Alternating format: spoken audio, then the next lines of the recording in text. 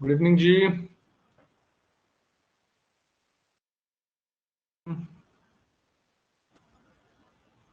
Paper one सभी join कर लो फटाफट, फिर करते हैं शुरू। तो आज वैसे हमारा फाइनल सेशन रहेगा ये टीचिंग का, फिर हम रिसर्च शुरू कर देंगे। ठीक है, तो इसमें हमने जो कंटेंट किया हुआ है फिलहाल वही करेंगे। बाकी हायर एजुकेशन कम्युनिकेशन से रिलेटेड कुछ चीज़ें यहाँ पर हम करेंगे, तो वो इंटर रिलेटेड हम कर लेंगे चीज़ें। आईसीटी वगैरह हो गया या हायर एजुकेशन की चीज़ें हो गई, कम्युनिकेशन है, वो भी टीचिंग में कहीं ना कहीं चीज़ें आपको देखने को मिलेंगी। बाकी कुछ और चीज़ें हम करते रहेंगे, जो इम्पोर्टेंट टॉपिक्स हम करेंगे उसमें कुछ अगर टीचिंग का हमें और मिलता है थ्योरीज वगैरह, वो भी हम कर लेंगे। ठीक है, तो टीचिंग मेथड्स आज हम करने वाले हैं। तो टीचिंग मेथड्स क्या क्या हो सकते हैं, कैसे कैसे जो है टीचिंग यहाँ पर हो सकती है, तो वो हम देखेंगे। गुड इवनिंग जी, फटाफट से सर ज्वाइन कर लो। हाँ जी। सर मेरी पेपर वन की फर्स्ट क्लास है। आप प्लीज एक बार बता सकते हैं कौन कौन से टॉपिक हो चुके हैं? जी बताता हूँ।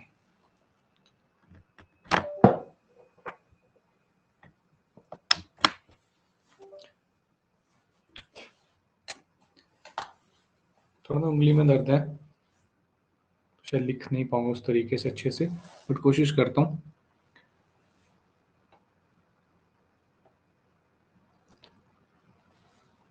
एक सेकंड है ना।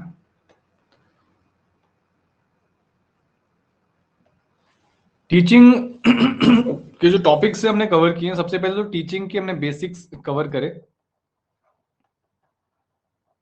इसमें टीचिंग क्या होती है, टीचिंग एप्टीट्यूड क्या होता है, ठीक है। फिर हमने देखा लर्निंग के बारे में, सॉरी, टीचिंग के बेसिक्स में हमने चीजें देखी। एक तो मैक्सिम्स ऑफ टीचिंग देखा, लेवल्स ऑफ टीचिंग यहाँ पर डिस्कस किया। अरे लाइट ही चलेगी भाई। अच्छा विजिबल हूं ना मैं, लाइट चलेगी फिलहाल, तो ये जुगाड़ चल रहा है फिलहाल। ठीक है, तो आई होप ये चल रहा है अभी भी। तो टीचिंग के basics, Maxim's of teaching, levels of teaching, models teaching के हमने डिस्कस करे, लर्नर सेंटर्ड, टीचर सेंटर्ड। ठीक है, और फिर हमने लर्निंग के बारे में डिस्कस किया कि लर्निंग क्या है। ठीक है, कैरेक्टरिस्टिक्स देखे इसके लर्निंग के, और टीचिंग एंड इंस्ट्रक्शनल ऑब्जेक्टिव्स भी हमने देखे थे टीचिंग्स के बेसिक्स में। और लर्निंग में हमने इसके कैरेक्टरिस्टिक्स देखे, factor affecting learning, factor affecting teaching, ये सारी चीजें डिस्कस करी। डेल स्कोर ऑफ एक्सपीरियंस हमने करा, लर्निंग बाय डूइंग का जो कॉन्सेप्ट उन्होंने दिया था। उसके बाद हमने टीचिंग एड्स करा, और अभी हम कर रहे हैं टीचिंग मेथड्स। ठीक है, बाकी पीडीएफ्स में आपको भेज दूंगा, मुझे व्हाट्सएप कर देना अदिति। तो जी, अगर आपके पास नहीं है, ठीक है।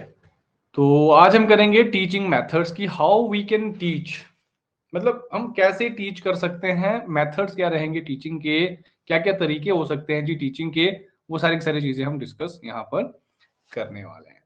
तो शुरू करें फिर, जितने लोग, अभी तो फिलहाल कम लोग आए हुए हैं, तो कोई किसी का डाउट है तब तक तो पूछ लेना। तो कल से रिसर्च करते हैं हम शुरू, ठीक है। और टीचिंग के मैं कुछ प्रैक्टिस क्वेश्चंस आपको करवाता हूँ फिर। तो चाहे फिर देखो, अब क्लासेस ना आपके एक तो यहाँ पर चलेंगी, और कुछ क्लासेस आपके यूट्यूब पे भी चलेंगी, है ना, तो वहां पर भी आपने अलर्ट रहना है। यूट्यूब पे क्लासेस चलेंगी हमारी, जैसे प्रैक्टिस वाली होगी थोड़ी सी, या कुछ एक्स्ट्रा टॉपिक हमने करना हो, ठीक है, या कोई आपकी doubt solving question, doubt solving कोई सेशंस लेने हो, तो वहां पर सारी चीजें होंगी आपकी। ठीक है, तो वहां पर भी एक्टिव आपने रहना है।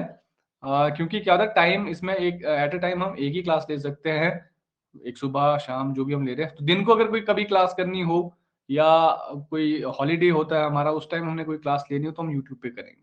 ठीक है, so that will definitely help you a lot. तो हम चीजें करेंगे इसमें डिस्कस। तो शुरू करते हैं सेशन को, फाइनल सेशन रहेगा ये। इसके अलावा हम इंपॉर्टेंट टॉपिक्स यूट्यूब वगैरह में करते रहेंगे टीचिंग के। ऐसा नहीं कि हम छोड़ देंगे टीचिंग, हमने इतने 4 लेक्चर किए तो 4 में सब कुछ हो गया, जी नहीं।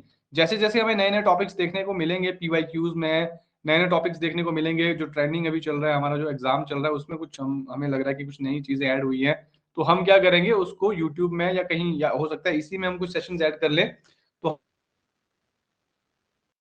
ठीक है,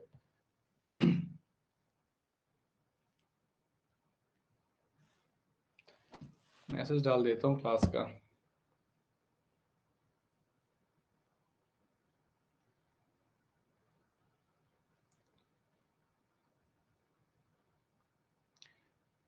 ओके चलो, तो टीचिंग मेथड्स क्या होते हैं? देखो, टीचर्स हैं, अलग अलग मेथड्स हो सकते हैं, ठीक है। आप जनता, अब जैसे टीचिंग एड्स हम यूज कर रहे हैं, तो क्यों यूज कर रहे हैं? क्योंकि हमें देखना है कि भाई किस लेवल तक की हमने टीचिंग करनी है, कितने लोगों को पढ़ाना है, ठीक है। उसी चीजों को ध्यान में, उन्हीं चीजों को ध्यान में रखते हुए मेथड्स हम यूज करते हैं कि भाई क्या हमने बड़ी ऑडियंस को पढ़ाना है, क्या हमने छोटी ऑडियंस को पढ़ाना है, ठीक है। जैसे टीचिंग एड्स तो हम यूज कर ही रहे हैं, लेकिन वो मेथड बेसिकली कौन सा होता है ना? तो लार्ज ग्रुप मेथड्स होते हैं हमारे पास, स्मॉल ग्रुप मेथड होते हैं कि बड़े ग्रुप्स में हम स्टडी कर रहे हैं या बड़े ग्रुप्स में हम पढ़ाई कर रहे हैं, तो बड़े ग्रुप्स को कैसे पढ़ाया जाए, उनको टीच कैसे किया जाए, है ना। या छोटे ग्रुप्स होते हैं उनको कैसे टीच किया जाए, तो ये सारी की सारी चीजें इसमें हम डिस्कस करेंगे। तो शुरू करते हैं जी सेशन को। तो मेथड्स ऑफ टीचिंग में सबसे पहले तो टीचिंग जो है आपको पता होना चाहिए कि बहुत सारे तरीके हमारे पास होते हैं जिसकी वजह से हम टीचिंग यहाँ पर कर सकते हैं। बहुत सारे मेथड्स भी हैं, ठीक है, जो टीचिंग को यहाँ पर इफेक्टिव बनाते हैं। और ये मेथड्स हैं, बहुत सारे कारण होते हैं हमारे पास कि मेथड्स को हम क्यों यूज करते हैं। There are lot of things, there are lot of reasons कि हम जो है इन मेथड्स को हम यूज करते हैं। तो क्या चीजें होती हैं, किस चीज पे डिपेंड करता है कि साइज क्या है ऑडियंस का, कि बहुत ज्यादा लोग हैं, कम लोग हैं, नेचर क्या है कॉन्सेप्ट का जो पढ़ाना है, ठीक है, कॉम्प्लेक्स है, सिंपल है, कैसा आपका जो है टॉपिक है, कैसा आपका कंटेंट है, रिटेंशन एबिलिटी क्या है लर्नर्स की, उस चीज पे भी डिपेंड करता है कि भाई किस तरह की ऑडियंस आपके सामने बैठी हुई है, लर्नर्स कैसे हैं, उनकी रिटेंशन एबिलिटी क्या है, क्या वो जल्दी रिटेन कर पा रहे हैं या नहीं कर पा रहे हैं, सारी की सारी चीजें इंपॉर्टेंट है, ठीक है। तो ये जो मेथड्स हैं इनको हम डिस्कस करेंगे यहाँ पर, जो कि स्लाइड्स में यहाँ पर हमने डिस्कस करे हुए हैं। तो सबसे पहला जो मेथड आपके पास आता है ना, वो आता है लार्ज ग्रुप मेथड। क्या आता है जी? Large group teaching method. तो सबसे पहला मेथड ये है, फिर आपका स्मॉल भी आएगा, इंडिविजुअलाइज्ड भी आएगा। तो सबसे पहला जो हमारे पास इसमें से आता है लार्ज ग्रुप मेथड में वो आता है लेक्चर मेथड। अब आप एक टीचर बनने जा रहे हो, तो ये सारी की सारी चीजें आपको पता होनी चाहिए कि भाई एज ए टीचर आपको किन किन चीजों का यहां पर ध्यान रखना है। तो सबसे पहली चीज आती है लेक्चर मेथड में। तो लेक्चर मेथड में क्या करना है? ये फॉर्मल मेथड है जी। फॉर्मल मेथड मतलब एक प्रिस्क्राइब्ड फॉर्मेट होता है। इसमें क्या होता है? प्रिस्क्राइब्ड फॉर्मेट होता है, एक सिस्टमैटिक प्रोसीजर होता है जो आपको फॉलो करना होता है कि लेक्चर देना है, आपको आना है, डाइस पे आना है, जो भी चीजें आपने तैयार करी हुई है पॉइंट टू पॉइंट आपको उसको बताना है, और हो सके तो लास्ट में आप फीडबैक भी ले सकते हैं। अदरवाइज तो लेक्चर मेथड तो ऐसा है, इसमें फीडबैक बहुत ही कम होता है, इसलिए इसको क्या है, हम कहते हैं कि ये वन वे भी हो सकता है, टू वे भी हो सकता है, लेकिन जो लेक्चर होता है मोस्टली क्या होता है? वन वे होता है। तो वन वे का मतलब क्या हुआ?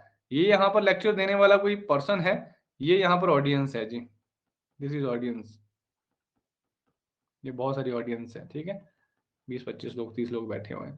तो ये क्या है? वन वे कम्युनिकेशन हो रहा है। ये कुछ डिलीवर कर रहा है, ये क्या कर रहा है? सेंडर है, ये मैसेज सेंड कर रहा है या कुछ कह रहा है, और ये क्या कर रहे हैं? बाकी लोग रिसीव कर रहा है, ठीक है। तो ये क्या हो गया? वन वे हो गया। ये वन वे मोस्टली होता है, लेकिन ये टू वे भी हो सकता है। कुछ यहाँ पर जो लर्नर्स हैं, कुछ यहाँ पर जो लेक्चर सुन रहे हैं, कुछ फीडबैक दे सकते हैं, कुछ क्वेश्चन वगैरह कर सकते हैं ओकेजनली, हर जगह नहीं होता है, ठीक है। तो मोस्टली क्या होता है? वन वे ही होता है, लेकिन हाँ लेक्चर मेथड आपका टू वे भी हो सकता है जी। तो इफेक्टिवनेस ऑफ लेक्चर जो है वो डिपेंड करती है प्रिपरेशन, प्रेजेंटेशन एंड इवैल्यूएशन। तीन तरह की चीजें होती हैं कि आपने किस तरह से जो है लेक्चर को प्रिपेयर किया हुआ है, आप किस तरह से उसको प्रिपेयर करने के बाद प्रेजेंट करते हैं, और उसके बाद आप इवैल्यूएशन करिए उसकी कि भाई मैंने कितनी गलती करी, कहां पर गलती करी, कौन कौन सी चीजें जो है मैं इंप्रूव कर सकता हूं, कर सकती हूँ, जो भी यहाँ पर चीजें हैं। तो इफेक्टिवनेस ऑफ लेक्चर जो है किस चीज पे डिपेंड करता है? तीन चीजों पे डिपेंड करता है। तो ये आपसे पूछा जा सकता है कि भाई कौन सी वो तीन चीजें हैं। तो सबसे पहले आपको अपने लेक्चर की प्रिपरेशन अच्छी रखनी है, फिर उसकी जो प्रिपरेशन आपने करी हुई है उसको प्रेजेंट अच्छे से करना है, जो आपने प्रिपेयर किया हो उसको अच्छे से प्रेजेंट करना है, और उसके बाद उसकी इवैल्यूएशन करनी है कि भाई मैंने जो प्रेजेंटेशन दी उसमें क्या क्या चीजें ऐड हो सकती थी, इंप्रूव हो सकती थी, ये सारी चीजें आप इसमें देख सकते हैं, ठीक है जी। उसके बाद फायदे क्या है? हर मेथड के हम कुछ फायदे कुछ नुकसान देखेंगे यहाँ पर। Now what are the advantages of lecture method? सबसे पहली चीज है इकोनॉमिकल है जी। इकोनॉमिकल का मतलब होता है कि भाई सस्ता है, कोई ज्यादा खर्चा इसमें होता नहीं। इसमें क्या चाहिए? एक पर्सन चाहिए, बस उसके पास नॉलेज होनी चाहिए, उसको बुलाया और लेक्चर दिया और खत्म की बात। Stimulates further learning. तो जैसे आपने लेक्चर दिया, कुछ आइडियाज वगैरह आप बिल्कुल यहाँ पर दे सकते हैं बच्चों को, और उन आइडियाज से क्या है जो फर्दर लर्निंग है वो स्टिमुलेट कर सकते हैं, वो जागृत कर सकते हैं। मतलब आगे लर्न करने के लिए एक रास्ता खोल देता है lecture method. Flexible according to the time available. तो लेक्चर मेथड ऐसा है कि 10 बजे आपने शुरू किया, आपने कहा कि जी 1 घंटे का लेक्चर है, तो आप उसको 10:45 में भी खत्म कर सकते हैं, 10:50 में भी हो सकता है, 10:30 भी खत्म कर सकते हैं, हो सकता है 11:30 भी खत्म कर सकते हैं, है ना। डिपेंड करता है कि भाई टाइम अवेलेबल कितना हमारे पास। कम टाइम है, लेक्चर छोटा भी कर सकते हैं। देखा होगा आपने, क्या होता है लेक्चर देने जब डाइस में चढ़ता है कोई इंसान, ठीक है, वो उसके पास फिर पर्ची आना शुरू कर देती है, नोटिंग आना शुरू हो जाती है जब वो ज्यादा टाइम लेता है। देखा होगा आपने स्टेज पे कोई जब गेस्ट भी चढ़ता है तो वो कहीं ना कहीं जब ज्यादा टाइम कंज्यूम करता है तो उसको पर्ची आना शुरू कर देते हैं ना। वो कहते हैं कि भाई टाइम अवेलेबल नहीं है, भाई आप खत्म करो फटाफट से इसको, है ना। तो वो फ्लेक्सिबिलिटी रहती है लेक्चर मेथड में, बढ़ा भी सकते हैं टाइम, घटा भी सकते हैं, लेकिन फायदों के साथ कुछ नुकसान भी आते हैं। नुकसान क्या है जी? It may be one way communication. One way communication हो सकता है। मे बी का मतलब है कि भाई ये वन वे कम्युनिकेशन हो सकता है, जो कि अच्छी बात नहीं है। Not good for learning. इसके आगे नहीं चल रहा है, क्या चक्कर है? अब चल रहा है। नॉट गुड फॉर लर्निंग, समझ रहे हो? तो आपको क्या लगता है वन वे कम्युनिकेशन होगा, क्या वो सीखने के लिए अच्छा होगा? अगर मैं सिर्फ आपको लेक्चर दूं और आपसे फीडबैक ना लूं, आपकी क्वेरीज ना लूं, तो अच्छी बात होगी? बिल्कुल भी नहीं। तो वन वे कम्युनिकेशन है तो मतलब this is not good for learning. May be stressful to some audience. कुछ ऐसी ऑडियंस हो सकती है जिनके लिए वो स्ट्रेसफुल हो सकता है, क्योंकि वन वे कम्युनिकेशन हो सकता है कुछ लोगों को पसंद नहीं आता हो, वो इंटरेक्ट करना चाहते हैं लेकिन वहां पर सिर्फ इंफॉर्मेशन का लोड हो रहा है और कुछ भी नहीं हो रहा है। सामने वाला बताया जा रहा है, बात किए जा रहा है, फैक्ट्स आपके सामने रखे जा रहे हैं और कुछ मतलब जो भी फिलोसफीज है अपनी बताया जा रहा है, तो वो क्या है, वो स्ट्रेसफुल हो सकता है कुछ लोगों के लिए। बिल्कुल प्रैक्टिकल सी चीजें हम यहां पर कर रहे हैं, तो इससे क्या होता है, सामने वाला स्ट्रेसफुल हो सकता है। तो फिर आता है टीम टीचिंग, एक शब्द यहां पर, जहां से पीवाईक्यू में क्वेश्चन आए हुए हैं कि भाई टीम टीचिंग में क्या क्या चीजें यहां पर होती है। तो टीम टीचिंग क्या है? नाम से पता चल रहा है, where there is a team. Team of what? Team of teachers. आपने देखा होगा ऑनलाइन, कभी यूट्यूब में या कभी जो भी बड़े बड़े प्लेटफॉर्म्स है वहां पर आपने देखा होगा 2 टीचर 3 टीचर पढ़ाते हैं आपको कोई एक चीज, बारी बारी से डिस्कशन करके या ऑनलाइन जुड़ के, ठीक है, 2 या 2 से ज्यादा टीचर्स आपके क्या है पढ़ाते हैं कोई भी टॉपिक, उसको कहते हैं team teaching. Teaching large groups, तो बड़े बड़े ग्रुप्स को बेसिकली पढ़ाने के लिए, काफी ज्यादा ऑडियंस जहां पर है उनको पढ़ाने के लिए जो है हम टीम टीचिंग यहाँ पर करते हो। तो 2 और more teachers involve in planning, execution and evaluation. तो प्लान भी करते हैं वो टीचर्स, उसको इंप्लीमेंट भी करते हैं, प्रेजेंट भी करते हैं और इवेल्युएशन भी करते हैं कि भाई कहाँ कमी रही, कहाँ पर जो है हम बढ़िया रहे, जो भी चीजें हैं। तो ये सारी सारी चीजें टीम के तहत करते हैं। तो यहाँ पर 2 या 2 से ज्यादा टीचर्स इन्वॉल्व होते हैं टीम टीचिंग में। इसमें भी कुछ इसके फायदे रहते हैं, कुछ नुकसान रहते हैं। तो क्या रहते हैं जी फायदे? एडवांटेजेस में तो सबसे पहली चीज है कि भाई शेयर करना best faculty by more students. अब ऐसा होता है कि भाई ज्यादा से ज्यादा स्टूडेंट्स क्या कर सकते हैं जी, बेस्ट फैकल्टी को शेयर कर सकते हैं, जहां पर एक सब्जेक्ट के 2 टीचर आगे 3 टीचर आगे अच्छे से पढ़ाएंगे आपको। इंप्रूवमेंट होती है टीचिंग टेक्निक्स इन क्वालिटी में, भी टीचिंग की क्वालिटी बढ़ती है, अच्छी तरह से टीचिंग यहाँ पर होती है। तो ये कुछ फायदे हो गए, लेकिन नुकसान ज्यादा दिख रहे हैं मुझे। हाँ, 3 नुकसान बताए जा रहे हैं कि भाई एक तो सबसे ज्यादा बड़ा नुकसान या सबसे ज्यादा डिमेरिट ये है कि ज्यादा से ज्यादा टीचर आपको चाहिए होते हैं, आप एक टीचर से काम नहीं चलता है, अब चाहिए आपको 2 टीचर 3 टीचर, जिनको लाना मुश्किल है। अच्छे टीचर्स हैं लेकिन कई बार क्या होता है उनको लाना मुश्किल होता है, due to busy schedule, due to whatever unavailability. तो चैलेंज होता है कि उनको लाए कैसे। टाइम कंज्यूमिंग होता है क्योंकि डिस्कशन ज्यादा चली जाती है, तो टाइम ज्यादा लगता है इसमें। Not useful for teaching all subject, तो सभी सब्जेक्ट्स को पढ़ाने के लिए जरूरी नहीं हम टीम टीचिंग यहाँ पर करें। तो जहां पर कई बार कुछ सब्जेक्ट्स ऐसे जहां पर इंडिविजुअल टीचर ही चाहिए होगा, जहां पर डिस्ट्रक्शन बिल्कुल नहीं चाहिए होंगी, है ना। तो वो कुछ ऐसे सब्जेक्ट्स हो सकते हैं जहां पर आपको शायद सिंगल टीचर ही ज्यादा बेटर तरीके से पढ़ा सकता है, ठीक है। तो कई बार टीम टीचिंग आपका फायदेमंद नहीं भी होता है कुछ सब्जेक्ट्स के लिए, जो एक्सेप्शन यहाँ पर हो सकती है। फिर आपके पास टीवी है, वीडियो प्रेजेंटेशन है, जो हमने कल भी डिस्कस करा। तो it can virtually bring the whole world inside the classroom, तो वर्चुअल वर्ल्ड बनाने की हम कोशिश कर रहे हैं। टीवी है, वीडियो प्रेजेंटेशन है, तो टीवी के जरिए पढ़ा सकते हैं या वीडियो प्रेजेंटेशन आप दे रहे हैं सामने उससे पढ़ा रहे हैं, वो क्या हो जाएगा, वो भी एक तरीका होता है। ये क्या है, लार्ज ग्रुप मेथड है गाइस। लार्ज ग्रुप पढ़ रहे हैं हम, क्या पढ़ रहे हैं? लार्ज ग्रुप को पढ़ाने के लिए मेथड हम देख रहे हैं। तो ये लार्ज ग्रुप जो है मतलब जहां पर बड़ी ऑडियंस है, तो टीवी और वीडियो प्रेजेंटेशन में भी क्या कर सकते हैं, बड़ी ऑडियंस को कवर कर सकते हैं। एडवांटेजेस है, easily accessible for learners in the remote areas. Remote area होते हैं दूर दराज के जो क्षेत्र होते हैं, दूर दराज के जो क्षेत्र होते हैं उन एरियाज में जो लर्नर्स हैं उनको एक्सेसिबिलिटी होती है। पहन भी लो।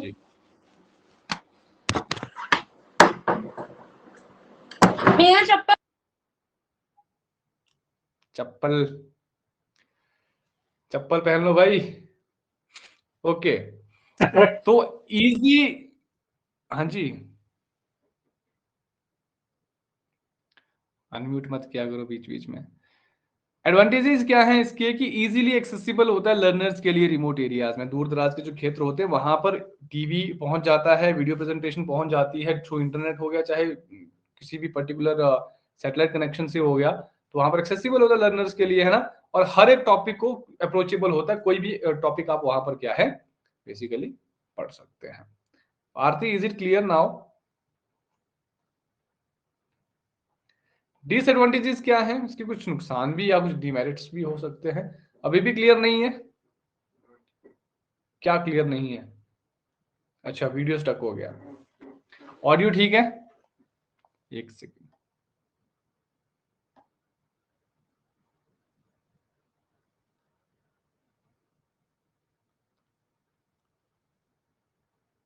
क्या हो गया?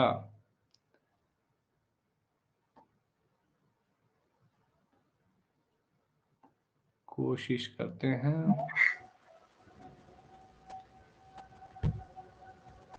अभी भी क्लियर नहीं है? No sir.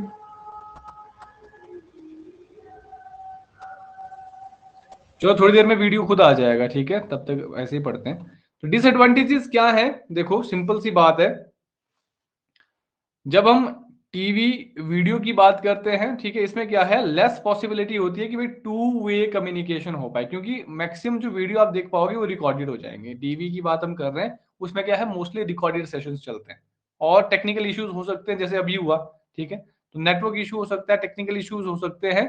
तो कहीं ना कहीं वीडियो या जो टीवी प्रेजेंटेशन हम करते हैं, टीवी चैनल्स होते हैं काफी सारे एजुकेशन के लिए, है ना, उसके लिए ये थोड़ा सा मुश्किल हो सकता है, नेटवर्क का इशू हो सकता है, टू वे कम्युनिकेशन होना मुश्किल हो जाता है अगर रिकॉर्डेड है तो। वीडियो को क्या हो गया, एक सेकंड।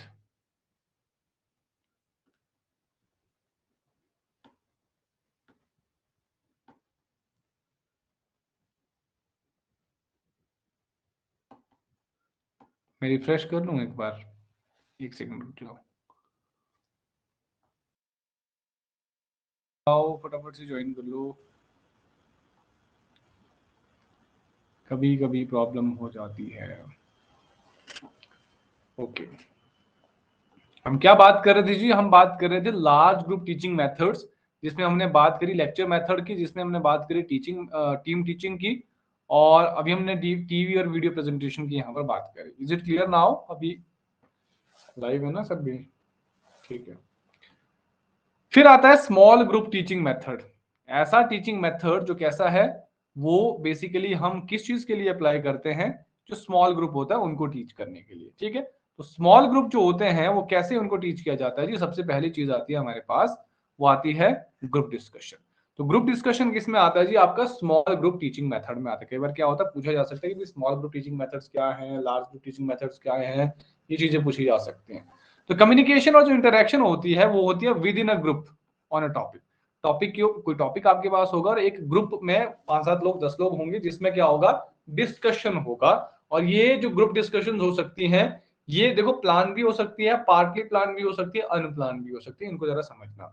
प्लान मतलब जिसमें हर एक चीज आपने प्लान करी हुई है कि हमने टॉपिक क्या रखना है, पार्टिसिपेंट्स कौन होंगे, टाइम क्या होगा, और कैसे कैसे बोलना, जो भी चीजें हैं वो सारा का सारा क्या है, आपने प्री सेट किया हुआ है, पहले से ही उसका टारगेट बनाया हुआ है कि हमने ऐसे ऐसी चीजें करनी है। एक होता है पार्टली प्लान, पार्टली होता है हाफ या कुछ हिस्सा, हाफ समझ लो या कुछ हिस्सा समझ लो, जो हमने प्लान किया हो सकता है हमने टॉपिक प्लान किया हो और पार्टिसिपेंट प्लान नहीं किए हैं कि पार्टिसिपेंट कोई भी हो सकता है, या हमने टाइम प्लान किया है, टॉपिक प्लान नहीं किया हुआ है, ठीक है, मतलब कुछ हिस्सा आपने प्लान किया हुआ है उस डिस्कशन का, कुछ हिस्सा हमने प्लान नहीं किया हुआ है।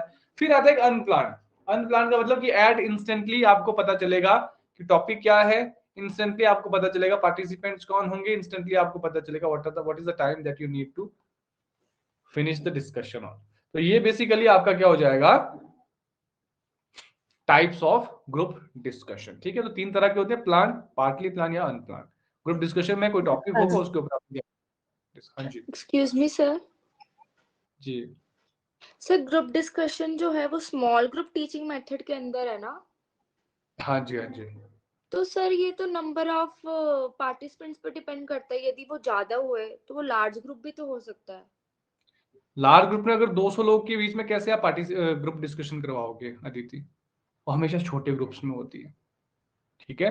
ग्रुप डिस्कशन का मतलब है जहां पर कुछ एक साथ कुछ स्पेस में बैठे हो लोग और वहां पर कुछ डिस्कशन हो रही है, एक दूसरे को सुन भी रहे हो और उसको रिप्लाई भी कर रहे हैं, ठीक है। 200 लोगों में चीजें नहीं हो सकती, 100 लोगों 50 लोगों में भी ग्रुप डिस्कशन नहीं हो सकती।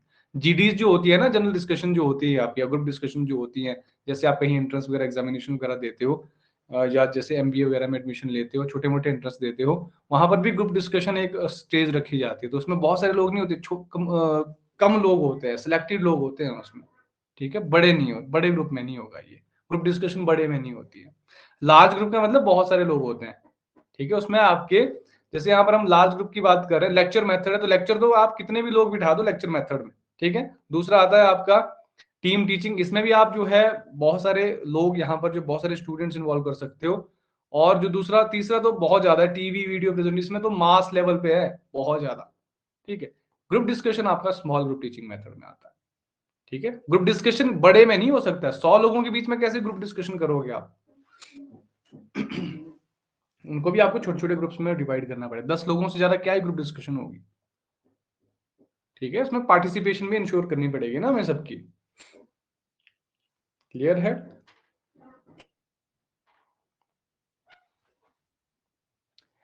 इसमें कुछ फायदे हैं, इसके कुछ नुकसान भी है। जैसे अब फायदा नुकसान में देखो, फायदा तो ये है कि भाई पार्टिसिपेशन इसमें सभी मेंबर्स की होनी जरूरी होती है और होती भी है, और क्रिटिकल थिंकिंग डेवलप होती है, क्योंकि कोई एक सामने से कोई चीज कहता है तो आपको क्या करना होता है, उसको रिप्लाई भी करना होता है, और रिप्लाई ऐसे नहीं करना होता है, आपको थोड़ा कुछ सोच के रिप्लाई करना होता है, ठीक है। तो क्रिटिकल थिंकिंग यहाँ पर डेवलप होती है, और आप कहीं ना कहीं जो मुद्दा होता है उसके ऊपर जो है अच्छे से डिस्कशन कर पाते हैं और सोच पाते हैं।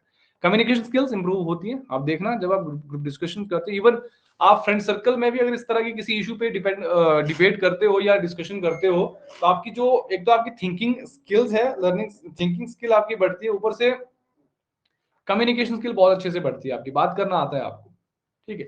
इसको कुछ नुकसान भी है, नुकसान ये है कि भाई टाइम कंज्यूमिंग होता है, डिस्कशन कहीं और डायरेक्शन में भी जा सकती है जब सिस्टमेटिक ना हो, तो इसलिए इसका सिस्टमेटिक होना बहुत ज्यादा जरूरी है, फ्रेम्ड मतलब प्लान होना बहुत ज्यादा जरूरी है डिस्कशन का।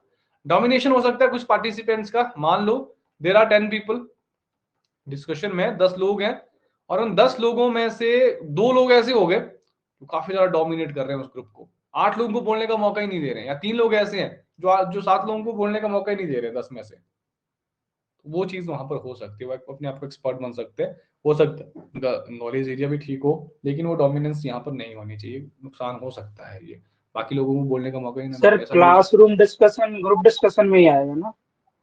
हाँ हाँ, क्लासरूम में भी आएगा, लेकिन क्लासरूम डिपेंड करेगा, अगर वो स्टैंडर्ड क्लासरूम है 30 स्टूडेंट्स की, 200 लोगों की क्लास है, फिर तो नहीं हो पाएगा, ठीक है।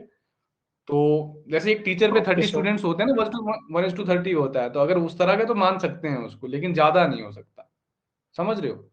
तो उसमें भी क्लासरूम डिस्कशन, मान लो चलो 100 लोग 50 लोग भी हैं क्लास में, तो उन 50 लोगों का एक ग्रुप नहीं बनेगा फिर ग्रुप डिस्कशन के लिए, उनके 5 ग्रुप बनेंगे फिर, समझ रहे हो। तो ऐसा नहीं कि क्लासरूम, बिल्कुल क्लासरूम डिस्कशन आपके ग्रुप में आएगा, लेकिन डिपेंड करता है कि भाई ग्रुप डिस्कशन में आप उसको डिवाइड कर रहे हैं या नहीं कर रहे, पूरी पूरी क्लास में ग्रुप डिस्कशन नहीं हो सकता है, उसमें फिर ग्रुप्स डिवाइड करने पड़ेंगे आपको छोटे छोटे।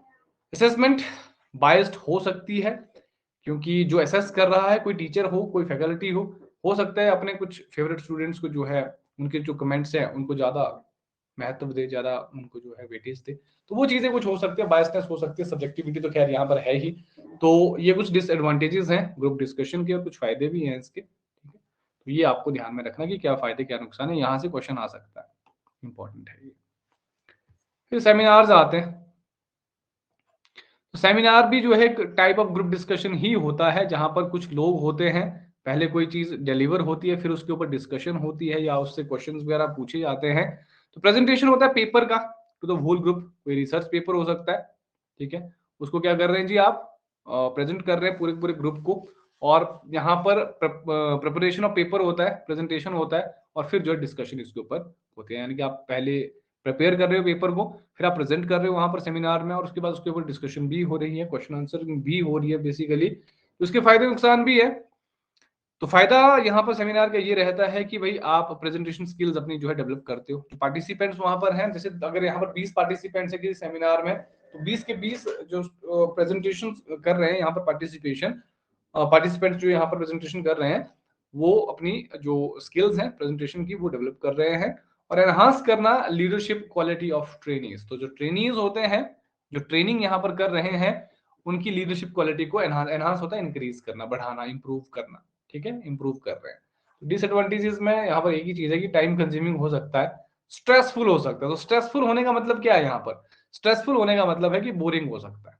बोरिंग क्यों हो सकता है, डिपेंड करता है टॉपिक के ऊपर। कई बार टॉपिक सेमिनार में ऐसे आते हैं जो बोरिंग हो सकते हैं, उन पे डिस्कशन हो सकता है कि भाई ना भी हो, या कई बार ऐसा भी हो जाता है, ऐसा टॉपिक आ जाता है बर्निंग टॉपिक, जो कहीं ना कहीं उस डिस्कशन को कहीं ऐसे मोड पे ले जाता है जहां पर शायद उसका कोई सोल्यूशन नहीं होता है, ठीक है। खासतौर पर जैसे रिलीजियस टॉपिक्स हो गए आपके, है ना, या कुछ ऐसे कम्युनिटी बेस्ड हो गए, एरिया बेस्ड हो गया, कुछ ऐसे जो थोड़े से बायसनेस की तरफ बेसिकली लेके जाते हैं, तो वो स्ट्रेसफुल हो सकता है, टाइम कंज्यूमिंग भी हो सकता है ना सिर ना पैर, कई बार ऐसी डिस्कशंस हो सकती है। मतलब डिपेंड करता है, हालांकि हो तो कुछ भी सकता है, आपकी एजुकेशन का जो भी पर्पस है वो बेसिकली सर फुलफिल होना चाहिए।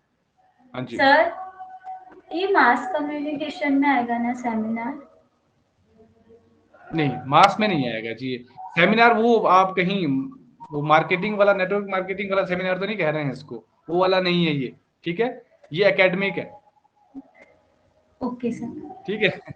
वो तो नहीं सोच रहे हैं आप जहां पर हजारों लोग बैठे होते हैं, वो वाला नहीं है ये, ठीक है। जी ये क्या सर, है, ये जी एकेडमिक सर। है, समझ रहे हो। हाँ, जैसे आपके, जैसे अगर आपने मास्टर्स वगैरह करी होगी, आपके भी तो सेमिनार्स वगैरह होते होंगे, यहाँ पर एक्सपर्ट आता है, जी आपसे सर। डिस्कस करता है, वो वाला है ये। जी। मुझे पता है आपके दिमाग में अभी अच्छा। क्या आ रहा है, वो नहीं है, ठीक है। Okay sir. ठीक है, तो वो अलग चीज है, वो तो छोड़ो, उसकी तो बात ही ना करो। तो पैनल डिस्कशन, तो पैनल डिस्कशन क्या होता है, ये तो खैर सभी को पता होगा आप में से। पैनल डिस्कशन, पैनल होता है आपका जहां पर एक ग्रुप होता है, किस चीज का, एक्सपर्ट्स का। एक्सपर्ट्स होते हैं, है ना, 5 से 7 एक्सपर्ट होते हैं। खास तौर पर आपने देखा होगा न्यूज टीवी चैनल्स में क्या होता है, पैनल में कुछ लोगों को बुलाया जाता है, एक होता है प्लस, एक होता है माइनस, है ना, एक पॉजिटिव एक नेगेटिव, है ना, तो एक होता है न्यूट्रल बीच में। ऐसे ऐसे लोगों को बुलाया जाता है, फिर क्या करते हैं, उनकी आपस में लड़ाई करवाते हैं और बढ़िया पैसे छापते हैं। तो small group of 6 to 8 person हो सकते हैं, खैर वो तो मैं न्यूज चैनल्स की बात कर रहा हूँ, लेकिन यहाँ पर एकेडमिक्स की हमने बात करनी है। छोटा ग्रुप होता है, 6 से 8 लोग हो सकते हैं। गाइडेड एंड इनफॉर्मल डिस्कशन होता है ऑडियंस के सामने, ऑडियंस बैठी होगी, तो उसमें स्टूडेंट्स भी हो सकते हैं और भी टीचर्स भी हो सकते हैं, और उसमें क्या है, गाइडेड और इनफॉर्मल डिस्कशन होता है। एक बिल्कुल बताया गया होता है कि इस टॉपिक पे आपने बात करनी, इतनी बात करनी है, इस तरीके से करनी है, बायसनेस नहीं होनी चाहिए, और इनफॉर्मल डिस्कशन करते हैं। कोई इस तरह से फॉर्मेलिटीज वगैरह ज्यादा नहीं होती है, बिल्कुल एक सोबर सी डिस्कशन यहाँ पर होती है ना, जो पैनल डिस्कशन में होता है, जहां पर राज्यसभा टीवी देखते हैं कोई, राज्यसभा टीवी, ठीक है। तो उसमें क्या होता है, उसमें होती है पैनल डिस्कशन, उसको कहते हैं पैनल डिस्कशन, जहां पर एक्सपर्ट्स होते हैं, जहां पर पढ़े लिखे लोग होते हैं, ठीक है। जो न्यूज चैनल में होती है वो नहीं होती पैनल डिस्कशन, वो तो मुर्गों की लड़ाई होती है, ठीक है। तो वो तो छोड़ दो, वो तो कुछ अलग ही चीज है। लेकिन इस तरह की चीजें से राज्यसभा टीवी वगैरह में बढ़िया लोग आते हैं, पढ़े लिखे लोग आते हैं, जिन्होंने उस फील्ड में कुछ ना कुछ किया होता है, तब जाके कोई तथ्यों के आधार पे कुछ बात करते हैं, ऐसे वो बात नहीं करते, है ना। नहीं तो टीवी चैनल में आपने देखा होगा, छोटा बच्चा होता है ना एक, वो भी उनसे बढ़िया डिबेट कर सकता है, 5 साल का, ठीक है। तो ऐसा मत सोचना कि बस जो न्यूज चैनल, पता नहीं क्या क्या लिखा होता है, वरिष्ठ पत्रकार, पता नहीं क्या क्या लिखा होता है उनके, कुछ भी नहीं होता है। वो बस टीआरपी बढ़ाने के लिए होता है। तो टीआरपी, टेलीविजन रेटिंग पॉइंट्स, समझते हैं ना आप? हाँ जी, मीडिया ये पहले चीज जैसे है। रहा भी नहीं सर अब। हाँ खैर, मीडिया का काम भूल गया है, मीडिया का काम क्या होता है। खैर इस बारे में डिस्कशन करेंगे, बट एक एग्जांपल के तौर पे यहाँ पर देखें कि भाई जो पैनल डिस्कशन होता है उसमें क्या होता है, एकेडमिशियंस होते हैं, बहुत ज्यादा पढ़े लिखे लोग होते हैं, उनको पता होता है, रिसर्चर्स होते हैं ना, वो डिस्कस करते हैं कोई मुद्दा। जीएसटी मुद्दा आया, ठीक है, उसके बारे में डिस्कस करने के लिए क्या होता है, फाइनेंशियल एक्सपर्ट होने चाहिए, आपके टैक्स एक्सपर्ट होने चाहिए, उनको पता है ना ये चीजें।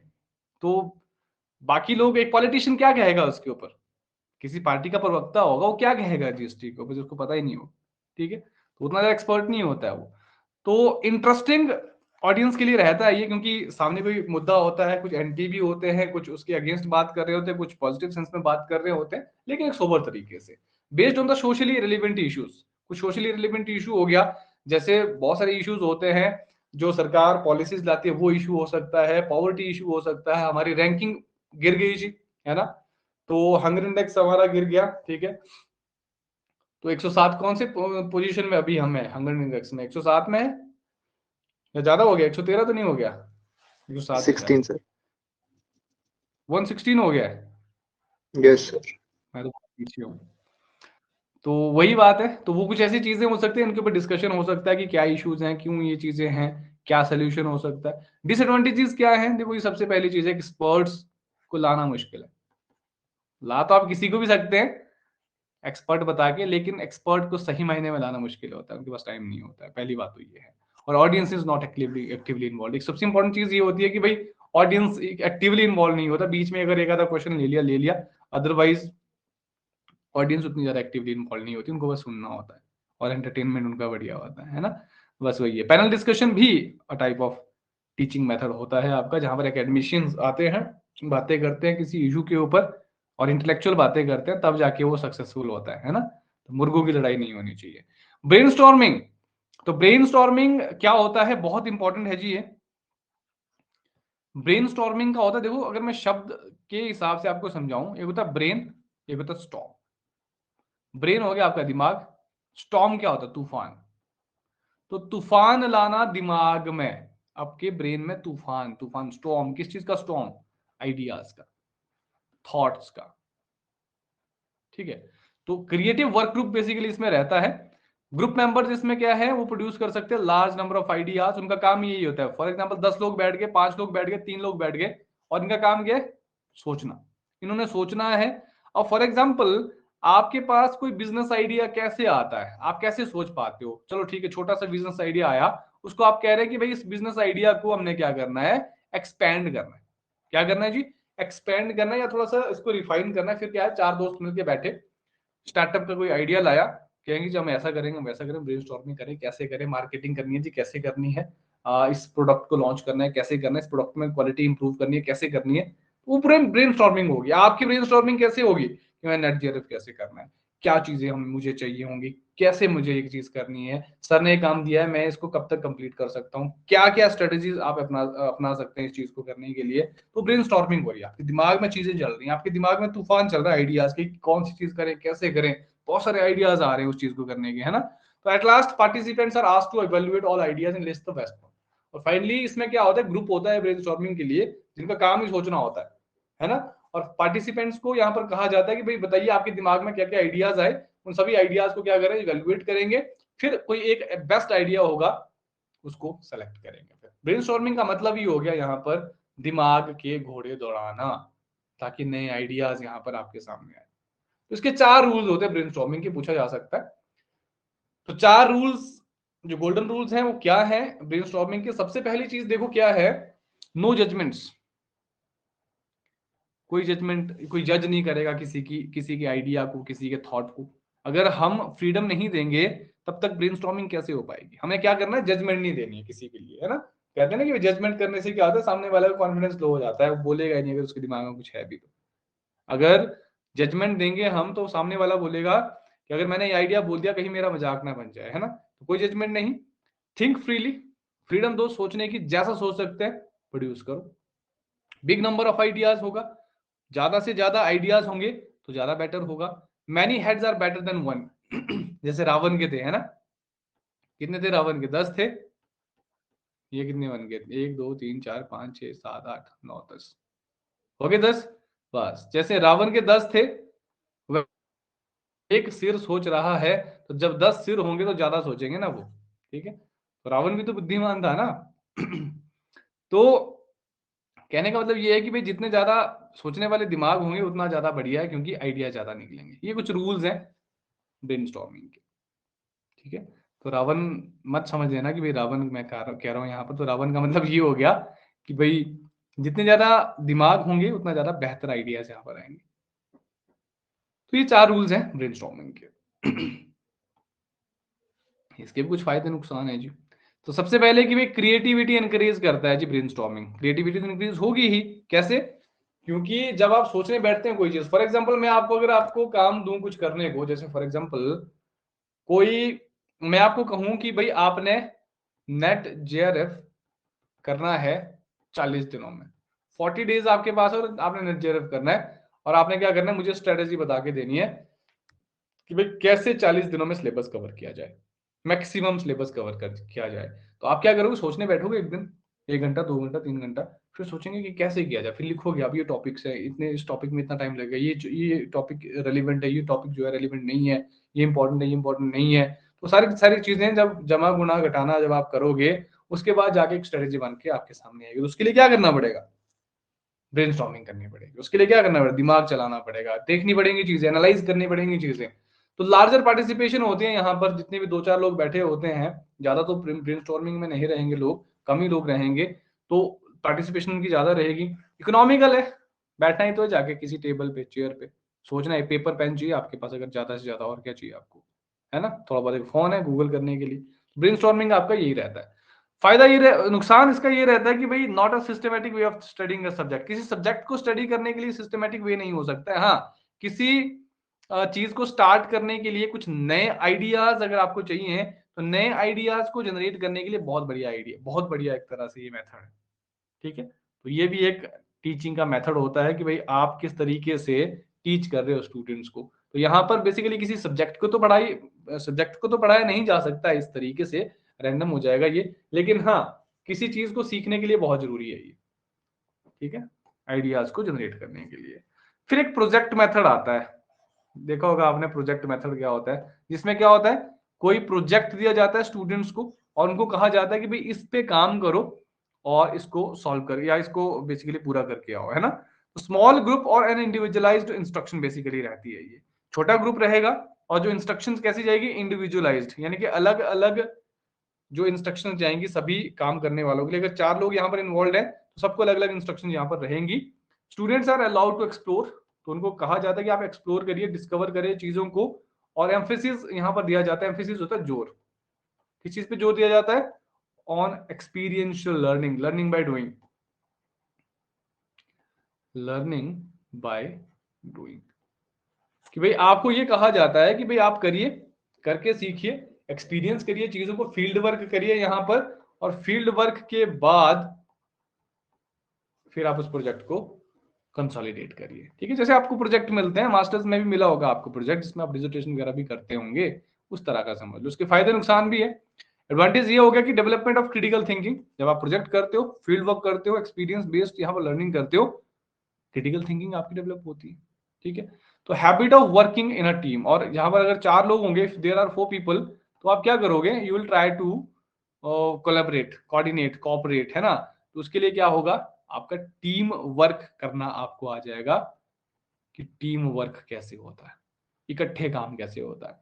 डिसएडवांटेजेस में क्या है, कंटिन्यूअस मॉनिटरिंग में बी रिक्वायर्ड, तो जरूरी हो सकता है टीचर को कि भाई स्टूडेंट्स की मॉनिटरिंग की जाए कि किस तरीके से वो कर रहे हैं काम, तो वो जरूरी होती है, लेकिन वो हो नहीं सकती है क्योंकि कंटिन्यूसली टीचर जो है इन्वॉल्व नहीं हो सकता है, मॉनिटर नहीं कर पाता है कई बार। एडिशनल रिसोर्सेज में भी रिक्वायर्ड, जिसमें आपका पैसा भी हो सकता है डेटा कलेक्ट करने के लिए, हो सकता है कुछ आपको और लोग चाहिए होंगे, या कोई और रिसोर्सेज आपको हो सकते हैं चाहिए होंगे, कुछ कनेक्शन कुछ लोगों से मिलना हो सकता है आपको, सेकेंडरी डाटा आपको चाहिए हो सकता है। तो एडिशनल सोर्सेज आपको क्या है चाहिए होंगे, जो कि अचीव करना थोड़ा सा मुश्किल हो सकता है स्टूडेंट्स के लिए खास तौर पर, ठीक है। तो ये कुछ इसके फायदे कुछ नुकसान रहते हैं प्रोजेक्ट मेथड के, इसलिए मैं फटाफट करवा रहा हूँ आपको, क्योंकि इसमें गो थ्रू होना है बस आपको, काफी सारा कंटेंट हम करेंगे आज। फिर आता है रोल प्लेइंग, रोल को प्ले करना, किरदार निभाना कोई, to help in solving classroom interpersonal problems. तो यहां पर आपको फील्ड एक्सपीरियंस दिया जाता है, या हम कहें कि भाई एक रियलिस्टिक एक्सपीरियंस दिया जाता है किसी चीज को करने का। तो क्लास इंटरपर्सनल प्रॉब्लम्स हो सकती है, सोशल प्रॉब्लम जिसको हम कहते हैं, एक दूसरे के साथ कुछ प्रॉब्लम्स हो सकती हैं, सोशल प्रॉब्लम्स हो सकती है क्लासरूम में, उनको सॉल्व करने में इसको बेसिकली हेल्प कर सकते हैं हम, मतलब इससे हेल्प ले सकते हैं हम, to teach human relation skills. अब रोल प्लेइंग में क्या होता है कि आपको बेसिकली किसी चीज को यहाँ पर परफॉर्म करने को दे दिया जाए, जैसे आपके ड्रामेटिक उसमें रहता है ना, ड्रामेटिक क्लब होते हैं, उसमें आपको रोल प्ले करने को दिया जाता है। उसी तरह से क्या करते हैं हम बिहेव करने की कोशिश करते हैं किसी के जैसा। तो वो रोल प्लेइंग है, एक तरह से हम बिहेवियर सीखते हैं दूसरों का और उसको बेसिकली प्ले करने की कोशिश करते हैं, उसी को उसको बेसिकली उसको उसका आचरण करने की हम कोशिश करते हैं। तो provide students with dramatic confrontation and clarification, यहाँ पर कन्फ्रंटेशन होता है सामना करना एक तरह से, ठीक है, और क्लैरिफिकेशन तो आपको पता है कि भाई चीजों को क्लैरिफाई करना, चीजों को एक तरह से साफ करना, चीजों को बिल्कुल क्लियर करना। तो स्टूडेंट्स यहाँ पर चीजों को क्या कर सकते हैं, तो फेस कर सकते हैं सोशल जो भी इश्यूज होते हैं और क्लियर कर सकते हैं। रोल प्लेइंग, रोल प्लेइंग में क्या होता है, फायदा देखो क्या होता है, जब आप जैसे कोई प्ले भी करते हो, ठीक है, कोई प्ले करते हो, नाटक करते हो, उसमें भी आप बहुत सारी चीजें करते हो, प्ले करते हो, उसमें भी रोल आप निभाते हो चीजों का, तो भी रोल प्लेइंग में आ जाएगा। तो एडवांटेजेस क्या है इसकी कि भाई resemblance to real life situation, जो भी आप रोल प्ले कर रहे हो सोशल सेटिंग्स में, जैसे फॉर एग्जांपल ड्रामेटिक क्लब में आपने कोई रोल प्ले किया, तो क्या है आप रियल लाइफ सिचुएशन को कंपेयर कर सकते हैं उससे। रिजेम्बलेंस का मतलब होता है सिमिलरिटी, सिमिलर होना कोई चीज, सेम होना कोई चीज, है ना, मिलना किसी चीज के साथ, तो रियल लाइफ सिचुएशन के साथ मिलती हैं ये चीजें। इंटरैक्टिव और इंटरेस्टिंग हो सकता है रोल प्लेइंग आपका, और फीडबैक आपको इमीडिएट मिलता है कि भाई आपको कैसा किया, क्या रहा, या इसमें कौन सी चीजें आपको करनी चाहिए, कौन सी चीजें नहीं करनी चाहिए, है ना। तो ये सारी सारी चीजें इसमें आती हैं। तो रोल प्लेइंग का मतलब हो गया एक तरह से आपको किसी दूसरे, किसी पर्टिकुलर आइडल जो होते हैं आपके, हम कह सकते हैं कि जो आदर्श होते हैं, उनके बिहेवियर को कॉपी आप कर सकते हैं, उनको आप अपनी लाइफ में जो है आत्मसात कर सकते हैं चीजों को। हाँ, खेल खेल में सीखना आप समझ सकते हैं जी, बिल्कुल। तो सोशल डिसीजन मेकिंग जो स्किल होती है वो बेसिकली आप सीखते हैं इसमें। इफेक्टिव रहता है to change the attitude of the participant, जब आप अच्छी चीजें सीखते हैं, ठीक है, तो अच्छी चीजें आप सीखते हैं दूसरों के बिहेवियर से, दूसरों को प्ले करके, दूसरों की लाइफ को प्ले करके। तो डिसएडवांटेजेस क्या होता है कि इट हैज अनप्रेडिक्टेबल आउटकम्स, हो सकता है रोल प्ले में क्या होता है कई बार प्रॉब्लम्स भी आ सकती है, साइकोलॉजिकल प्रॉब्लम्स भी आ सकती है ना, अनप्रेडिक्टेबल आउटकम हो सकता है बिहेवियर वो सीखे लेकिन वो उससे बाहर ही ना आए कैरेक्टर से, ये भी हो सकता है। Real life situations are more complex, तो स्टेज पे तो आप कर लें सब कुछ, है ना, लेकिन हो सकता है रियल लाइफ में वो चीजें ना हो, ज्यादा मुश्किल हो आपको, है ना। रिक्वायर्स रिसोर्सेज, तो रिसोर्सेज आपको चाहिए होंगे इसमें भी, चाहे इक्विपमेंट्स हो, चाहे कोई एनवायरनमेंट हो ऐसा, या पैसा तो खैर हर जगह लगता ही है, खैर ठीक है। तो ये कुछ चीजें हैं जो आपको मैनेज करनी पड़ सकती हैं। तो डिसएडवांटेज का मतलब होता है कि भाई इन चीजों में प्रॉब्लम आ सकती है जब हम ये चीजें करना चाहें, तो ये कुछ प्रॉब्लम्स हो सकती हैं इस चीज को करने में। तो सिंपल है, इसमें कोई बड़ी बात है नहीं करने के लिए, ठीक है। जैसे साइमुलेशन होता है, बहुत इंपॉर्टेंट है। साइमुलेशन का नाम सुना है, हिंदी में क्या कहते हैं साइमुलेशन को? साइमुलेशन होता है रियल वर्ल्ड के जैसा ही बनाना कोई फेक वर्ल्ड, ऐसा फेक वर्ल्ड बनाना, कोई नकली ऐसा एनवायरनमेंट बनाना जो बिल्कुल रियल वर्ल्ड के जैसा लगे, मतलब रियलिटी को एक तरह से कॉपी करना पूरी पूरी तरह से, किसी रियल सिचुएशन के जैसा ही कोई सिचुएशन बनाना, दैट इज साइमुलेशन। समझ लो, मैं बताता हूं आपको। Creating conditions that are quite similar to actual situation, actual condition, तो एक्चुअल कंडीशंस के जैसे ही कंडीशंस क्रिएट करना, लेकिन होती कैसी हैं, वो फेक होती हैं। Then the training is provided under those conditions, और इन कंडीशन में क्या किया जाता है, ट्रेनिंग प्रोवाइड की जाती है। तो एग्जांपल के तौर पे देखोगे तो बिल्कुल इजी समझ आ जाएगा। पायलट्स की ट्रेनिंग होती है, एस्ट्रोनॉट्स की ट्रेनिंग होती है, जो स्पेस में जाते हैं एस्ट्रोनॉट्स आपके, ठीक है, अंतरिक्ष यात्री जो होते हैं। तो पायलट्स होते हैं आपके, एरोप्लेन के होते हैं, हेलीकॉप्टर के होते हैं, उनको सिखाया जाता है। तो कहाँ सिखाया जाता है, आपको क्या लगता है, खुले आसमान में छोड़ा जाता है उनको? बिल्कुल भी। उसके लिए एक एरिया तय होता है, और ऐसा पर्टिकुलर वो एरिया होता है जहां पर उनको लगता है कि हम आसमान में उड़ रहे हैं, ठीक है। अदरवाइज वो स्पेसिफिक एक फेक एरिया बनाया होता है जहां पर उनको उड़ान भरनी होती है, एक लिमिटेड एरिया होता है बेसिकली, है ना। तो क्या है उसको साइमुलेशन कहते हैं। एस्ट्रोनॉट्स होते हैं, इनकी जो ट्रेनिंग होती है क्या उनको स्पेस में ले जाके करेंगे, बिल्कुल भी नहीं, है ना। तो धरती में ही यहाँ पर जो है या हमारे जो इसके स्टेशन होते हैं, स्पेस स्टेशन होते हैं, वहीं पे जो है उस तरह की कंडीशन तैयार की जाती है जो स्पेस में होती है। फिर उनको वहां पर बताया जाता है कि ये कंडीशन स्पेस में होगी, ऐसी ऐसी ग्रेविटी होगी या जो भी होगा, या ग्रेविटी लेस हो सकता है। तो वो सारी सारी चीजें सिखाई जाती है कि उस वक्त क्या करना है, कैसे खाना खाना है, कैसे पीना है, जो भी वहां पर चीजें होती हैं। तो ग्रेविटी तो है नहीं, तो कैसे ट्रेन किया जाएगा। तो एक्चुअल सिचुएशन वहीं पे अर्थ में ही क्रिएट की जाएगी, स्टेशन होते हैं वहां पे, फिर उनको सिखाया जाता है, उसको कहते हैं साइमुलेशन। ठीक है, ये भी एक टीचिंग मेथड होता है इन चीजों को सिखाने के लिए। इकोनॉमिकल होते हैं, सस्ते होते हैं, एंड सेफ्टी एस्पेक्ट्स जो है बिल्कुल टेक केयर किया जाता है। यहाँ पर सेफ्टी हमेशा रखी जाती है यहाँ पर इन चीजों की। अब देखा होगा आपने, जो एस्ट्रोनॉट्स होते हैं वो पहली बार ही जो है, जो रियल स्पेस होता है वो पहली बार ही जाते हैं सही मायने में, ठीक है। मतलब ट्रेनिंग उनकी जरूर होती है, सिमुलेशन के थ्रू होती है। जो फेक एनवायरनमेंट होता है उतना सही वहां पर आइडिया नहीं होता है, असली तो फिर स्पेस में ही पता चलता है जब वो जाते हैं। डिसएडवांटेज हो सर गया आपका। हाँ जी। सर इकोनॉमिकल तो मुश्किल ही होंगे ना सर, ये तो बहुत मतलब ऐसा है कि बहुत पैसा रिक्वायर्ड जरूरी होगा ऐसे ऐसे ट्रेनिंग के लिए। एज कंपेयर टू एक्चुअल जो हमारा स्पेस है उसके मुकाबले कह रहे हैं ये, उसके मुकाबले इकोनॉमिकल है कि एक बार आप स्पेस में भेजोगे तो उसमें बहुत पैसा लगेगा, ठीक है। उसके मुकाबले इकोनॉमिकल है कि भाई अगर हम एक्चुअल सिचुएशन में ट्रेनिंग करवाएं तो उसके मुकाबले इकोनॉमिकल है ये, वो है इसका मतलब, ठीक है।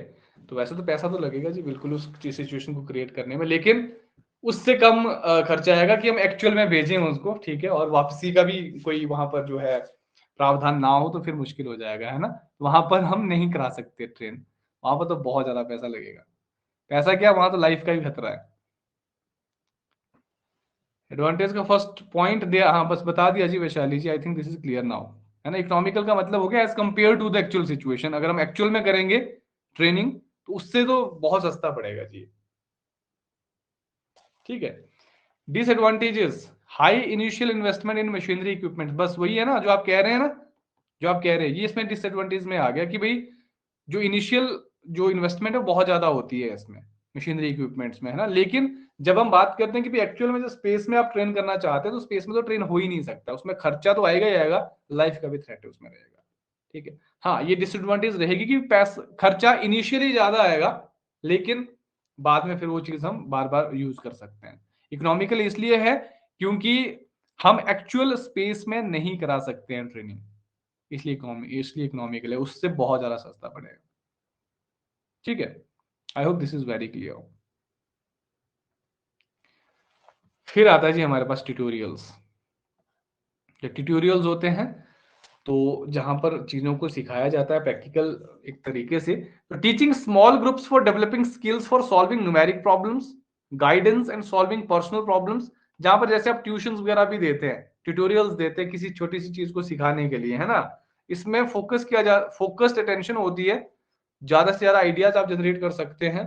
ट्यूशन वगैरह देते हैं जब आप, control over pace of teaching learning process, तो अपने हिसाब से आप जो टीचिंग लर्निंग का प्रोसेस होता है उसका जो पेस होता है, उसकी जो स्पीड होती है, कितने तेजी से हमने जो है पढ़ाना है, कितनी तेजी से पढ़ना है, लर्न करना है, वो कंट्रोल उसके ऊपर रहता है। हम अपने हिसाब से देखते हैं उस चीज को। डिसएडवांटेज ये है कि भाई difficult to find a suitable pace. तो अब यहाँ पर हम ये तो कह रहे हैं कि भाई कंट्रोल हमारा रहता है कि पेस जो क्या रहेगा टीचिंग लर्निंग प्रोसेस के लिए, लेकिन सूटेबल पेस कौन सा रहेगा। कंट्रोल तो हम कर सकते हैं कि तेज पढ़ाना है, स्लो पढ़ाना है, लेकिन कितना तेज कितना स्लो ये फाइंड आउट करना थोड़ा मुश्किल हो जाता है, क्योंकि सिलेबस कवर करना है या बहुत सारी चीजें और भी हैं, उस चीज को खत्म भी करना है ना। टाइम कंज्यूमिंग हो सकता है, डाउट्स ज्यादा आ सकते हैं, पर्सनलाइज्ड ये बेसिकली है, लेकिन इसमें थोड़ा सा टाइम ज्यादा लग सकता है ट्यूशंस वगैरह में या ट्यूटोरियल्स वगैरह देने में, ठीक है। तो ये सारी चीजें इसमें रहती हैं। तो फायदे नुकसान दोनों के हैं, तो हम डिपेंड हमारे ऊपर करता है कि हम बेसिकली क्या चाहते हैं, ठीक है। फायदे नुकसान हर चीज के यहाँ पर रहते हैं। फिर एक डेमोन्स्ट्रेशन मेथड आता है, डेमोन्स्ट्रेशन समझते हैं, जहां पर आप डेमो देते हैं, प्रैक्टिकल एक एग्जांपल देते हैं, प्रैक्टिकल एग्जांपल देते हैं आप। तो इसमें लर्निंग बाय डूइंग ही ये रहता है, इट मीन्स टू शो, दिखाना, डेमोन्स्ट्रेशन का मतलब क्या होता है? दिखाना, करके दिखाना कोई चीज, फिर आप उसको सीखते हैं। तो इफेक्टिव इन एक्सप्लेनिंग, एक्सप्लेन करने में इफेक्टिव रहता है। आपने देखा होगा कोई प्रोडक्ट बेचने वाले आते हैं, फिर वो क्या करते हैं? वो डेमो दिखाते हैं आपको, ठीक है। अगर आप बसेस वगैरह में बैठते हैं, लोकल बसेस वगैरह में बैठते हैं, या जो थोड़े बहुत डिस्टेंस वाली होती है, वहां पर आते हैं लोग, ठीक है, ये वाली चीज ले लो, वो वाली चीज, ये जो है ये चीज कटती नहीं है, ये चीज जो है ड्यूरेबल है, ये टूटती नहीं है ना। आते हैं ना, पर्स बेचने आते हैं, बेल्ट बेचने आते हैं, इवन टेबल क्लॉथ बेचने वाले आते हैं बसेस में, है ना।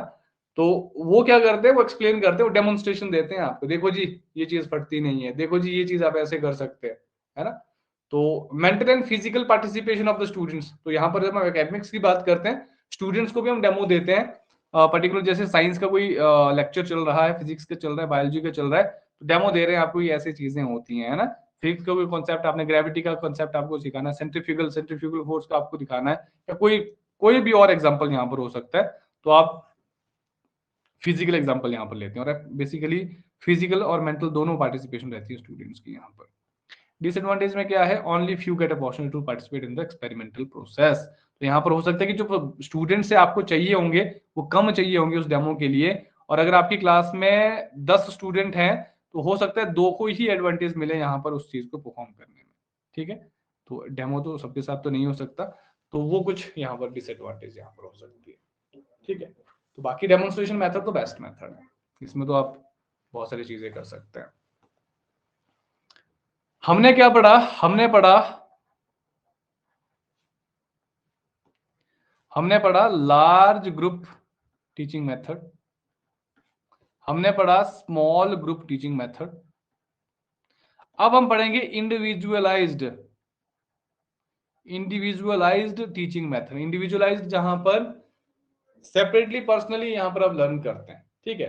तो instructions design to meet the needs of individual learner, single person, उसकी लर्निंग के लिए बेसिकली कुछ मेथड्स हम यहां पर यूज करते हैं। जैसे असाइनमेंट है, असाइनमेंट आप इंडिविजुअली देते हैं सबको, है ना, कलेक्टिव तो नहीं देते हैं, इंडिविजुअली देते हैं कि आपको खुद करना है जी ये। For acquiring additional information, surveying, application of knowledge, तो ये सारी चीजें आती है। असाइनमेंट आप दे रहे हो, कोई काम करने को दे रहे हो, तो आप किसको दे रहे हो? एक सिंगल इंडिविजुअल को दे रहे हैं, एक सिंगल स्टूडेंट को दे रहे हैं। असाइनमेंट आपको भी मिली होंगी मास्टर्स में, ग्रेजुएशन वगैरह में, चाहे in the form of question आपको लिख के लाना पड़ता है, कोई टॉपिक आपको जो है सर्च करके लाना पड़ता है, कुछ भी, कोई भी असाइनमेंट दे सकता है टीचर। तो इसके फायदे क्या है? स्टूडेंट्स को हेल्प मिलती है कि वो इंडिपेंडेंटली यहाँ पर काम कर सकता है उस पर्टिकुलर चीज के ऊपर, इंडिपेंडेंटली जो है वो काम कर सकता है, जिससे क्या होता है? स्टूडेंट्स को काफी ज्यादा फायदा होता है, क्रिएटिविटी बढ़ती है इसकी, तो क्रिएटिविटी बढ़ेगी तो अच्छी बात है। तो डिसएडवांटेज भी है इसका, जैसे स्टूडेंट्स में कॉपी ईच अदर। अब असाइनमेंट में सबसे बड़ी प्रॉब्लम आती है ये कि आपने कहीं कहा आपने स्टूडेंट्स को कहा कि भाई आपको ये चीज करके लानी है, खुद करके लानी है। इसमें क्या होता है, कोई थोड़ा पढ़ा लिखा नहीं कहूंगा मैं, थोड़ा जो एक्टिव स्टूडेंट होता है क्लास का, वो क्या करता है? सबसे पहले असाइनमेंट बना लेता है, उसके कुछ दोस्त होते हैं, वो फिर उसको कॉपी कर लेते हैं, उन दोस्तों के भी कुछ दोस्त होते हैं, फिर वो उनको कॉपी कर लेते हैं, तो पूरी क्लास की असाइनमेंट एक जैसी हो जाती है। कई बार ऐसा भी होता है, हमने देखा, काफी सारी चीजें ऐसी हैं। स्टूडेंट्स जब मास्टर्स में असाइनमेंट देते हैं तो वो एक सेम ही असाइनमेंट दे देते हैं। कई बार 10 बच्चों की सेम ही होगी, अगर 40 बच्चे क्लास में, 10 बच्चों की सेम ही असाइनमेंट हो जाएगी, है ना, और एक जैसी वर्ड टू वर्ड। तो ये चीजें यहाँ पर कुछ प्रॉब्लम्स रहती हैं, खुद नहीं करते हैं बच्चे। कोशिश यही रहती है कि भाई इंडिविजुअलाइज्ड जो है मेथड बेसिकली उनको करने को कहा जाए। केस स्टडी आता है जी। तो केस स्टडी, कोई पर्टिकुलर एक इशू होता है, कोई पर्टिकुलर टॉपिक होता है, उस पर काम करना है आपने। एक्टिव लर्निंग मेथड है जी ये क्या है? एक एक्टिव लर्निंग मेथड है जो जिसमें क्या चाहिए हमें? Participation and involvement from students in classroom. Active participation इसमें भी चाहिए। तो इसमें इंडिविजुअलाइज्ड चीजें आप यहां पर करवाते हो। जैसे फॉर एग्जांपल केस का मतलब क्या हो गया यहाँ पर? Description of an actual situation, कोई इशू हो सकता है, कोई प्रॉब्लम हो सकता है, कोई एक पर्टिकुलर केस हो सकता है, कोई सिचुएशन हो सकती है ना, उसके ऊपर आपने बेसिकली क्या करना है? स्टडी करना है। उस पर्टिकुलर इशू को, उस पर्टिकुलर टॉपिक के ऊपर आपने क्या करना है? सर्च करना। तो ये क्या है? पर्टिकुलर एक स्टूडेंट को दिया जा सकता है काम कि आप उसको जो है एक्सप्लोर करके बताइए उस पर्टिकुलर इशू को, उस केस स्टडी को आप करिए, उसको इन डेप्थ स्टडी करिए, उसको इन डेप्थ स्टडी कहते हैं उसको। गहराई से किसी चीज की तरफ देखना, गहराई से किसी चीज को समझना, किसी एक इशू को, किसी एक टॉपिक को, दैट इज केस स्टडी। इसके कुछ फायदे हैं, कुछ नुकसान है जी। तो फायदे क्या है? फायदा है कि भाई अपॉर्चुनिटीज यहां पर मिलती है पार्टिसिपेंट्स को to analyse critically, examine, reason, opinion. ठीक है, तो जो भी यहां पर बेसिकली पार्टिसिपेंट्स होते हैं उनको अपॉर्चुनिटी मिलती है कि आप किसी एक इशू को अच्छे से पढ़िए, एग्जामिन करिए, उसको एनालाइज करिए और एक रीजन ओपिनियन यहाँ पर बेसिकली दीजिए, एक लॉजिक यहाँ पर बेसिकली आप दीजिए, और एनहांस करेगा ये decision making and problem solving skill को आपकी। ऑब्वियस सी बात है, जब आप केस स्टडी करोगे उसमें बहुत सारी चीजें आप खुद भी देखोगे, सोचने पे आप मजबूर होंगे, तो ऑब्वियसली प्रॉब्लम सॉल्विंग स्किल आपकी बढ़ेगी, डिसीजन मेकिंग की जो स्किल्स हैं आपकी बढ़ेंगी, और एक्टिव पार्टिसिपेशन इंश्योर होगी यहाँ पर, क्योंकि जब तक आपकी पार्टिसिपेशन नहीं होगी वो केस स्टडी सॉल्व नहीं होगी। ठीक है, तो ये आपको करना ही पड़ेगा। तो इसमें डिसएडवांटेजेस क्या हैं, कुछ नुकसान है, कुछ डिमेरिट्स हैं। Requires training for the teacher to use this method. अब ऐसा नहीं है कि भाई केस स्टडी मेथड आप ऐसे ही कर लोगे। अभी आप नाम सुन रहे हो, इन डेप्थ स्टडी करनी है, लेकिन करनी कैसे, हाउ, ये शायद आपके दिमाग में अभी तक नहीं है। तो केस स्टडी करनी कैसे, आपने क्या स्टेप्स रहेंगे, कैसे शुरू करना है, उसके लिए क्या है, टीचर को भी पता होना चाहिए, तभी वो स्टूडेंट्स को करवा सकता है। तो ट्रेनिंग चाहिए होगी टीचर को इस चीज के लिए। और not useful for all the situations और subjects and all the students. सभी स्टूडेंट्स के लिए फिजिबल नहीं है, सभी सिचुएशन, सभी सब्जेक्ट्स के लिए जो है फिजिबल नहीं है। क्यों? क्योंकि इसमें हाई डिग्री ऑफ रेस्टोरेटी, high degree of critical thinking चाहिए होती है, जो सभी स्टूडेंट्स में नहीं है। हायर क्लासेस में ही ये पॉसिबल हो पाएगा, सभी सिचुएशन में भी पॉसिबल नहीं है, सभी सब्जेक्ट्स के लिए भी पॉसिबल नहीं है। ठीक है, तो ये कुछ इसके नुकसान नहीं कहेंगे, डीमेरिट्स कहेंगे कि भाई हाँ कुछ ड्रॉबैक्स हैं। फिर आती है प्रोग्राम्ड इंस्ट्रक्शंस। इनको एक बार रिवाइज कर लेना सभी को। ठीक है, प्रोग्राम्ड इंस्ट्रक्शंस में क्या आता है? प्रोग्राम्ड का मतलब क्या होता है? सबसे पहले तो ये समझो, प्रोग्राम्ड जिसमें एक सेट प्रोसीजर होता है। ठीक है, तो highly structured system of learning होता है जी, जिसमें एक स्ट्रक्चर होता है, ढांचा बना होता है कि इस ढांचे के हिसाब से हमने काम करना है। तो based on logical learning and feedback, यहाँ पर लर्निंग लॉजिकल होती है, तथ्यों के आधार पर, तर्कों के आधार पर लर्निंग होती है, और फीडबैक तो यहाँ पर इन्वॉल्व होता ही है।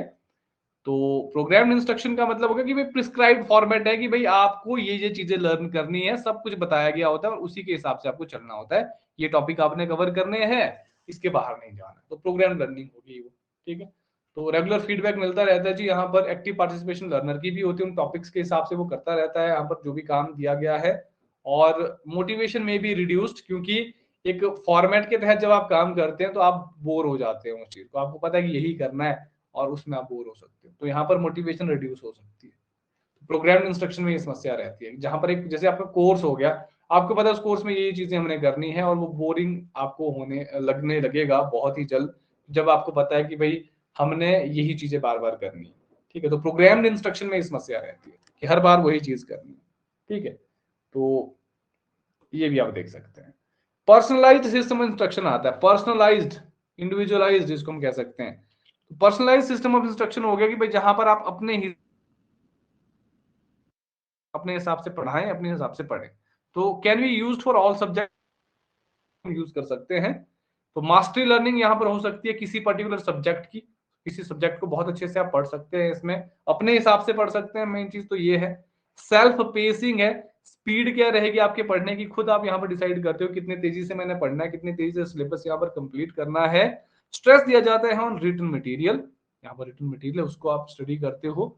लेक्चर्स हो सकते हैं, प्रॉक्टर्स यहाँ पर हो सकते हैं। प्रॉक्टर्स होता है इन्विजिलेटर, जो असेस करेगा फाइनली आपको कि भाई आपने कितना यहाँ पर लर्न किया। प्रॉक्टर्स कह सकते हैं उसको ना, इन्विजिलेटर जो आपको देखेगा, ऑब्जर्व करेगा, मॉनिटर करेगा कि आपकी लर्निंग किस तरफ जा रही है। ठीक है, तो पर्सनलाइज्ड होगी सब कुछ आप अपने हिसाब से, जैसे आपका स्टूडेंट सेंटर्ड होता है ना, या जो लर्नर सेंटर्ड जो आपकी लर्निंग होती है, बस उसी तरह से आपका पर्सनलाइज्ड जो सिस्टम होता है इंस्ट्रक्शन का, वही होता है कि आप अपने हिसाब, जो लर्नर होता है वो अपने हिसाब से देखेगा कि कैसे कैसे उसने पढ़ाई करनी है, पेस क्या रहेगा, स्पीड क्या रहेगी, कैसे टॉपिक्स कवर करने हैं। तो ये सारी चीजें इसमें रहती हैं। तो फायदे नुकसान इसके भी हैं। Advantages personalised system of instruction के ये हैं कि भाई मास्टरी लर्निंग के ऊपर बेस्ड है कि आप कोई सब्जेक्ट है उसको अच्छे से पढ़ रहे हो मास्टर लेवल पे, और सेल्फ पेसिंग रहेगा, अपने हिसाब से आप पेस, अपनी स्पीड जो है तय करते हैं कि भाई कितना जो है आप यहाँ पर क्या कर सकते हैं, पढ़ाई कर सकते हैं और किस लेवल पे। सूटेबल नहीं है for rapidly changing course contents. तो यहाँ पर जो कोर्स है वो स्टैटिक चाहिए, आपके पास स्टेबल कोर्स चाहिए। लेकिन आज की डेट में देखेंगे आप कोर्स कंटेंट काफी ज्यादा चेंज हो रहे हैं, तो उसमें उतना ज्यादा फायदेमंद ये नहीं रहता है। तो इसके लिए प्रिस्क्राइब्ड फॉर्मेट भी चाहिए होता है। जहां रैपिडली चेंज हो रहे हैं कोर्सेज तो उनके लिए ज्यादा सूटेबल नहीं है ये। और not suitable for psychomotor and affective domain. तो आपने देखा है गगनेन ब्रिग्स ब्लूम की टेक्सोनॉमी यहाँ पर है। तो साइकोमोटर का मतलब हो गया टेक्निकल स्किल सीखने के लिए ये जो है सुटेबल नहीं है, क्योंकि आप खुद नहीं सीख सकते हैं उनको, उसके लिए आपको इंस्ट्रक्टर की जरूरत है, टीचर की जरूरत है। और इफेक्टिव डोमेन एटीट्यूड जो लर्नर का है उसको लर्न करने के लिए आप ये सेल्फ पेसिंग नहीं कर सकते हैं। यहाँ पर भी आपको क्या है सिचुएशंस देखनी होती है, आपको इन्वॉल्व होना पड़ता है औरों के साथ भी, तब जाके आप एटीट्यूड लर्न करते हैं या टेक्निकल स्किल्स यहाँ पर लर्न करते हैं। अगर टीचर है या इंस्ट्रक्टर है तो इनके लिए सुटेबल नहीं है। ठीक है, जो आपका पर्सनलाइज्ड सिस्टम है इनके लिए सुटेबल नहीं है। तो जैसे आप डिस्टेंस लर्निंग वगैरह करते हो तो वो भी आपका पर्सनलाइज्ड सिस्टम ऑफ इंस्ट्रक्शन में आ जाएगा। ठीक है, तो हालांकि बाद में एग्जाम आपको देने पड़ते हैं वो अलग बात है। तो पर्सनलाइज का मतलब कि अपने हिसाब से आप सारी चीजें 6 महीने के अंदर बस आपने पढ़ना है, कैसे भी करके पढ़ लो, 6 महीने बाद आपको एग्जाम देना। ठीक है, वो पर्सनलाइज्ड हो गया आपका बेसिकली। फिर आता है कंप्यूटर असिस्टेड लर्निंग। नाम से पता चल रहा है जहां पर कंप्यूटर क्या करेगा, आपको असिस्ट करेगा। सिंपल सी बात है। Use of computers to use of computers to mediate the flow of information in the learning process. Mediate का मतलब जो बीच में काम करेगा, टीचर और लर्नर के बीच में कोई एक लर्निंग मटेरियल काम करेगा या लर्निंग असिस्टेंस काम करेगा, वो कंप्यूटर होगा। एडवांटेजेस क्या है, फ्लेक्सिबिलिटी है, बेटर कंट्रोल है, आप अपने हिसाब से पढ़िए। जैसे आप ऑनलाइन लर्निंग कर रहे हो, फ्लेक्सिबिलिटी है।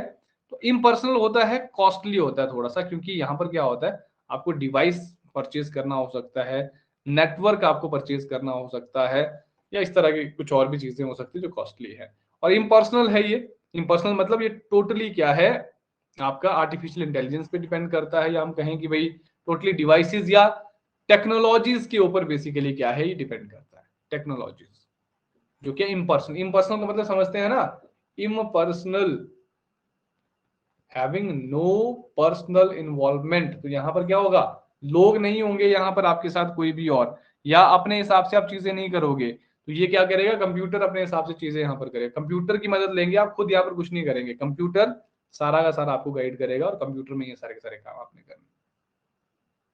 पर्सनलाइज तो तब होता जब आप खुद चीजें करते हैं, यहां पर कंप्यूटर असिस्ट करेगा जी, आपको इजी कर देगा चीजें आपके लिए। ओपन लर्निंग, ओपन लर्निंग क्या हुआ, flexible method of delivering the instruction. Flexibility बहुत ज्यादा है जी। Learner has the open access to learning resources. जो लर्निंग रिसोर्सेज है जैसे बुक्स हैं, कोई और मटेरियल है आपके पास लर्निंग का, उसके लिए ओपन एक्सेस है लर्निंग रिसोर्सेज के लिए। ओपन एक्सेस का मतलब क्या हो गया कि आप कभी भी कहीं से भी जो उसको एक्सेस कर सकते हैं, ऑनलाइन आपके पास अवेलेबल रहेंगी ये सारी चीजें। फेस टू फेस इंटरेक्शन हो सकता है टीचर और स्टूडेंट के बीच में, वो भी आपको ओपन लर्निंग का ही एक बेसिकली एग्जांपल होता है कि भाई आप फ्लेक्सिबिलिटी है, एक्सेस जहां पर हो। ओपन लर्निंग का मतलब ही है total full access. Full access आपको लर्निंग मटेरियल टीचर्स के साथ यहाँ पर मिल रहा है, और कभी भी कोई भी क्वेरी, आप कोई भी डाउट आप पूछ रहे हो, और बुक्स तो आप कभी भी पढ़ रहे हो, चाहे ऑनलाइन है चाहे ऑफलाइन है। फायदे क्या है, फ्लेक्सिबिलिटी होती है, लर्नर के पास कभी भी कैसे भी करके पढ़ सकता है। और नुकसान ये है कि भाई not suitable for achieving psychomotor and affective domain. वही चीजें आ गई जो पर्सनलाइज सिस्टम में आता है। जैसे मैंने डिस्टेंस की बात करी थी ना, ये ओपन लर्निंग भी वैसी ही होती है। साइकोमोटर इफेक्टिव डोमेन के लिए अचीव करने के लिए जो है ये सुटेबल नहीं है। साइकोमोटर का मतलब क्या हो गया, टेक्निकल स्किल। तो डिस्टेंस से नहीं सीख सकते हैं जी आप। इफेक्टिव वही जो बिहेवियरल या एटीट्यूड को सीखने की हम बात करते हैं, उसके लिए भी आपको माहौल में आना पड़ेगा। इसमें टाइम, एक्सपर्टीज, रिसोर्सेज वगैरह चाहिए होते हैं, तभी आप सेल्फ लर्निंग यहाँ पर कर सकते हैं एक तरह से। ओपन लर्निंग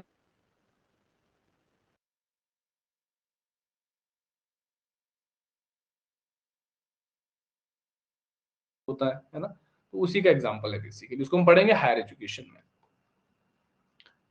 फिर इंटरैक्टिव वीडियो आता है जी। Interactive video allows the learner to randomly access any information। जहां पर आप वीडियो को, इस तरह की वीडियोस देख रहे हो जो इंटरैक्टिव होता है, जहां पर जो आप कहें, जैसे यूट्यूब है आपका, ठीक है, वो भी आपको इंटरैक्टिव वीडियोस एक्सेस करने को देता है। इमीडिएट इंफॉर्मेशन बेसिकली आप ले सकते हैं। वीडियो प्रेजेंटेशन यहाँ पर होगी, कोई भी लेक्चर कभी भी आप देख सकते हो। फायदा क्या है, आप डिसीजन मेकिंग पावर अपनी बढ़ाते हो, आपको बहुत सारे ऑप्शंस मिलते हैं, और उन ऑप्शंस में से बेस्ट चूज आप करते हो कौन सा वीडियो कौन सा कंटेंट आपने देखना है। और डिसएडवांटेज ये हो सकता है कि टाइम कंज्यूमिंग और रिक्वायर रिसोर्सेज एंड एक्सपर्टीज, तो आपको चलाना भी आना चाहिए वो चीज, रिसोर्सेज भी होने चाहिए, आपकी डिवाइसेस होने चाहिए, नेटवर्क होना चाहिए, और टाइम कंज्यूमिंग तो खैर यहाँ पर होता ही है, ठीक है, क्योंकि यहाँ पर आपको पता होना चाहिए कि कौन सा कंटेंट आपने देखना है। कई बार उसी चक्कर में टाइम बहुत ज्यादा कंज्यूम हो जाता है। तो इंटरेक्टिव वीडियो में मतलब जब आप वीडियो प्रेजेंटेशन के थ्रू जो है अपनी लर्निंग करते हो, ठीक है, सिंपल सी चीजें हैं ये। फिर एक जैसे ह्यूरिस्टिक मेथड आया हुआ है, तो ये पीवाईक्यू में पूछा गया है इसके बारे में कि ह्यूरिस्टिक मेथड क्या है। प्रोफेसर आर्मस्ट्रांग ने बेसिकली इसको दिया हुआ, ये भी पूछा गया है ह्यूरिस्टिक मेथड। ह्यूरिस्टिक मेथड क्या होता है? Students has to find out the answer to his own problem by unaided efforts, self learning. खुद आप यहाँ पर लर्न कर रहे हो बिना किसी की एड के, है ना, तो इसको कहते हैं finding solutions of the problems by own efforts. अपने खुद के एफर्ट्स से आप क्या कर रहे हो, किसी भी प्रॉब्लम को सॉल्व कर रहे हो।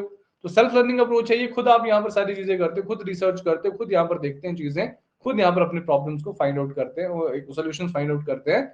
Not much focus on factual knowledge, factual knowledge पे आप ज्यादा बिलीव नहीं करोगे, आप एक्सपीरियंस बेसिकली यहाँ पर करोगे चीजें, लर्निंग बाय डूइंग बेसिकली हम कह सकते हैं, है ना। सेल्फ लर्निंग आप कर रहे हो, खुद यहाँ पर चीजें करके कर रहे हो, ह्यूरिस्टिक मेथड इसको कहते हैं, सेल्फ लर्निंग है ये। Finally, we have differentiated instructions. Differentiated instructions. Differentiated instruction का मतलब क्या हो गया? Dynamic and proactive method of teaching है ये, काफी ज्यादा क्वालिटेटिव बेसिकली हम कह सकते हैं कि भाई ये बहुत अच्छा एक आपके पास इंस्ट्रक्शन या टीचिंग करने का एक बेसिकली साधन रहता है या मेथड रहता है। इसमें वेराइटीज होती हैं मेथड्स की। टीचर प्लान करता है और यूज करता है वेरिएशंस व्हाइल टीचिंग, अलग अलग डिफरेंट मेथड यूज करते हैं जी टीचर्स, तब इसको डिफरेंशिएटेड इंस्ट्रक्शन बेसिकली कहा गया है। It is a combination of whole group, small group and individualised instruction method. जो डिफरेंशिएटेड जो इंस्ट्रक्शन है ना, इसमें आप जो है किसी भी तरह की टीचिंग मेथड को क्या कर सकते हैं, अप्लाई कर सकते हैं, चाहे स्मॉल लार्ज ग्रुप है, स्मॉल ग्रुप है, या फिर आपका इंडिविजुअलाइज्ड इंस्ट्रक्शन मेथड है। तो qualitative methods are given more importance than quantitative aspects. यहाँ पर जो क्वालिटेटिव मेथड्स हैं, चाहे एक्सपीरियंसेस के बेसिस पे आप जो है चीजें कर रहे हो, वो ज्यादा प्रेफरेबल है as compare to quantitative aspects, ठीक है। तो आप क्या करते हो, जो इमोशंस, फीलिंग्स या जो भी जो अच्छाई या बुराई जो भी यहाँ पर चीजें होती हैं उन पे ज्यादा फोकस करते हैं। तो नंबर्स पे फोकस नहीं करते हैं आप यहाँ पर, ठीक है। आप किस पे फोकस करते हैं? क्वालिटी पे, quality of teaching. Student centred होता है, स्टूडेंट के हिसाब से लर्नर सेंटर्ड अप्रोच है ये। और organised and planned method of teaching है, जिसमें आप बेसिकली क्या करते हैं, वैरायटी ऑफ मेथड्स अप्लाई करते हैं टीचिंग, ठीक है। अलग अलग मेथड्स यहां पर जो है अप्लाई करता है टीचर।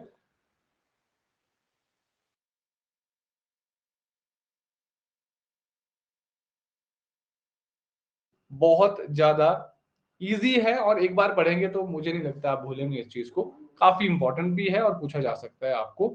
इतना था जी आज का सेशन, कोई किसी का सवाल है तो आप पूछ सकते हैं। पीडीएफ तो मैंने आपको भेज दी है कल की, है ना, नहीं भेजिए सर? चलो इसको भेज। हाँ जी मैं सर ये पूछना चाह रहा था सर, जैसे कि अपना सेकंड पेपर की 10th यूनिट है सर, ये अपना फर्स्ट पेपर की सेकंड यूनिट से कवर हो जाएगी ना पूरी? अच्छा एक बार फिर से रिपीट करेंगे सुमित। हाँ सर, मैं ये पूछ रहा था जैसे अपना सेकंड पेपर है पब्लिक एड का, जो 10वीं यूनिट है रिसर्च, तो अपना ये फर्स्ट पेपर की सेकंड यूनिट से हो जाएगा कवर पूरा? बिल्कुल जी बिल्कुल, रिसर्च वही है, रिसर्च आपका वही है। जी अगर सर। मैं आपको बताऊं इंपॉर्टेंट चीजें, जैसे रिसर्च में एक तो स्टेप्स हैं पूरे पता होना चाहिए आपको। क्वेश्चन आता है हाइपोथेसिस से, क्वेश्चन आता है टाइप्स ऑफ रिसर्च से, क्वेश्चन आता है आपका सैम्पलिंग से, क्वेश्चन आता है आपका